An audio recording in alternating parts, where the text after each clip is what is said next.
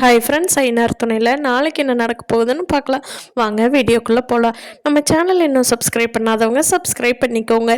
நிலாவும் சேரனும் நின்று சோழனை கவனிக்கிறது தெரியாமையே சோழன் அந்த பொண்ணுக்கு ஹெல்ப் பண்ணுறதுக்கு போய் அந்த பொண்ணோட கையை பிடிச்சி, ஏங்க இவ்வளோ சாஃப்டாக இருக்குங்க, எப்படிங்க தேங்காய் உடைப்பீங்க அப்படின்னு சொல்லிட்டு, இந்த வாருங்க இப்படி போட்டு உடைங்க அப்படிங்கிறாங்க. அப்போது அந்த தேங்காய் உடையில அப்போ சோழன் அந்த பொண்ணோட கையை பிடிச்சிட்டு, நான் பிடிச்சிக்கிறேன், இப்போ போடுறோம் பாருங்க அப்படின்னு சொல்லிட்டு 2 பேர் கை பிடிச்சி உடைக்கிறப்போ தேங்காய் உடஞ்சிருது. அப்பாடா, ரொம்ப சந்தோஷங்க, எனக்கு எதுவும் நல்லது நடக்காதோ தேங்காய் உடையாதோன்னு நினச்சேன், நீங்களே எனக்கு ஹெல்ப் பண்ணிட்டீங்க, ரொம்ப சந்தோஷங்க அப்படின்னு அந்த பொண்ணு சோழன்கிட்ட சிரித்து பேசிகிட்டு இருக்காங்க. அதை பார்த்து சோழன், எனக்கு பொது சேவை செய்கிறதெல்லாம் பிடிக்குங்க, நீங்கள் அப்படிலாம் நினைக்காதீங்க, யாராக இருந்தாலும் நான் ஹெல்ப் பண்ணியிருப்பேனுங்க, என்னோட நேச்சுரலே சேவை செய்கிறது தானுங்க அப்படின்னு சொல்லிட்டு இருக்கா. அப்படியா, சூப்பர் அப்படின்னு அந்த பொண்ணு பேசிகிட்டு இருக்காங்க. அவர் அப்படியே பேசிகிட்டே திரும்பி பார்க்குறாரு. சேரன், நிலா, பாண்டியன், பல்லவன் எல்லாரும் நின்று பார்த்துட்ருக்குறாங்க. ஐயோ, மொத்த குடும்பம் நிற்குதேடா சோழா, ரெடியாகுடான்னு பேசிக்கிட்டே, சரிங்க நீங்கள் போய் சாமி கும்பிடுங்க, நல்லா வேண்டுதல் நிறைவேறட்டும் அப்படின்ட்டு திரும்பி இவங்க ஃபேமிலி இருக்கிற பக்கம் வர்றாரு.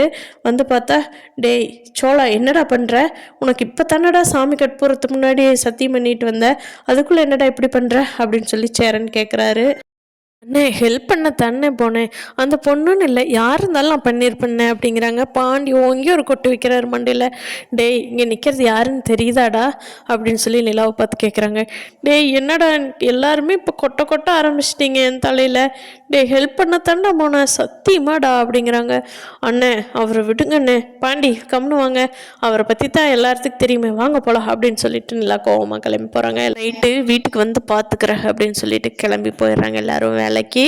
வானதி பாண்டிக்கு ஃபோன் பண்ணுறாங்க. அப்போ பாண்டி, இப்போ கோயிலேருந்து வந்துட்டுருக்க வானதி, எல்லாரும் குடும்பத்தோட சாமி கும்பிட வந்தோம், கும்பிட்டு இப்போ தான் வந்துட்டுருக்குற, கடைக்கு தான் வர்ற வானதி, நீ கடைக்கு வந்துட்டியா அப்படிங்கிறாரு.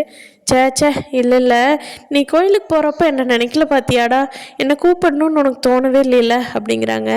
வானதி, நாங்கள் எங்கள் ஃபேமிலியாக வந்தோம் வானதி, கல்யாணம் ஆயிடுச்சுன்னா நான் கூட்டிகிட்டு வரல, இப்போ கூப்பிட்டா தப்பாயிராதா, டே என்னை மறந்துட்டேன்னு சொல்லுடா, இதுக்கெல்லாம் ரீசன் சொல்லாத, வச்சு தொலை, நான் உன்னை என்னை பார்க்கவே மாட்டேன் அப்படின்னு சண்டை கட்டிட்டு ஃபோன் வச்சிடுறாங்க. ஆண்டியுமே கடைக்கு போயிட்டு வானதி கூப்பிடணுங்கிற ஞாபகம் வராமல் கடையை டெக்கரேட் பண்ணுறதில்ல ஃபுல் பிஸியாக இறங்கிடுறாரு.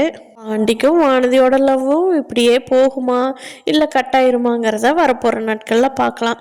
சேரனுக்கும் சந்தாவுக்கும் கல்யாணம் பண்ணுறதுல நடேசன் விருப்பப்படவே இல்லை. சந்தாவுக்கு ஓகே சொல்லுவாரா இல்லை வேறு பொண்ணு பார்ப்பாராங்கிறத வரப்போகிற நாட்களில் பார்க்கலாம். ஃப்ரெண்ட்ஸ், இந்த வீடியோ பிடிச்சிருந்தா லைக் பண்ணிக்கோங்க. நீங்கள் என்ன நினைக்கிறீங்க நீங்கள் கமெண்ட் பண்ணுங்கள். தேங்க்யூ.